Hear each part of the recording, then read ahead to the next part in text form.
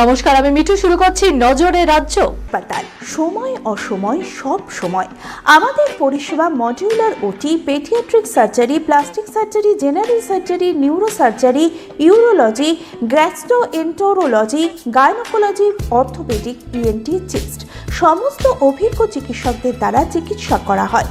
সর্বোন্নত ICU, HDU, pathology, সমস্ত রকমের USG, CT scan, X ray, FNAC, biopsy, tapping. শুধুমাত্র আমরাই পারি স্বল্প মূল্যে অত্যাধুনিক প্রযুক্তির চিকিৎসা। কলকাতা ও হায়দ্রাবাদের বিশেষজ্ঞ চিকিৎসকদের সুপরামর্শ। নিজস্ব ফার্মাসিতে 20% ছাড়ে ওষুধ। প্রতি রবিবার প্রসূতি মায়েদের বিনামূল্যে ইউএসজি পরিষেবা। ঠিকানা লেক ভিউ হাসপাতাল, লালদিঘি মোহনা বাসস্ট্যান্ডের পিছনে, বহরমপুর, মুর্শিদাবাদ।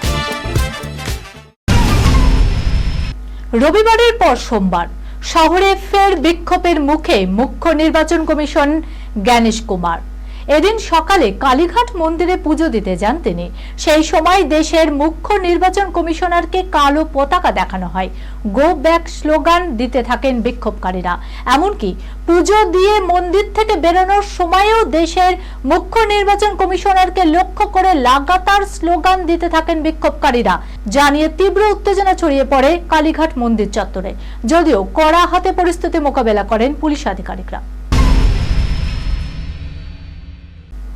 গ্যাস ভরা সিলিন্ডারের ভিতরে দৃশ্যত ভাসছে লিটার লিটার ঘোলাটে জল।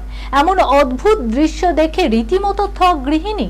রবিবার এমনই অভাবনীয় ঘটনার সাক্ষী থাকলেও পাড়াপড়শি কৌতূহলী মহিলারা।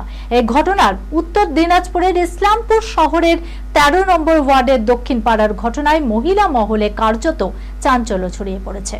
কিভাবে সিলিন্ডারের মধ্যে জল এলো তা নিয়ে উঠছে প্রশ্ন। এদিকে এই ঘটনায় চরম ক্ষুব্ধ স্থানীয় কাউন্সিলর অসিত সেন। গ্যাস সিলিন্ডারের বিরুদ্ধে আইনানুগ ব্যবস্থা নিয়ে আরও হুঁশিয়ারি দিয়েছেন তিনি। শীঘ্রই অভিনয় ফিরছেন নিষিদ্ধ অনির্বাণ ভট্টাচার্য। এরকম সম্ভাবনার কথা একাধিকবার জানানো হয়েছে। কখনো দেবের পুজোর ছবিতে থাকার সম্ভাবনার কথা উল্লেখ করে, কখনো ফেডারেশন সভাপতি স্বরূপ বিশ্বাসের সঙ্গে অভিনেতার সন্ধির পূর্বাভাস দিয়ে।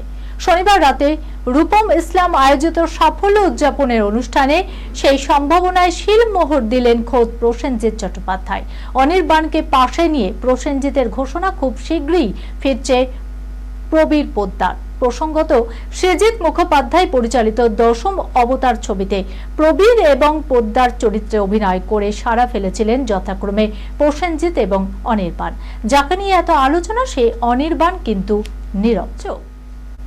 এই খবরের সঙ্গে শেষ করলাম আজকে নজরে রাজ্য। আপনারা দেখছেন টিভি 24 বাংলা, সংবাদ বিনোদন সারাদিন সারাক্ষণ।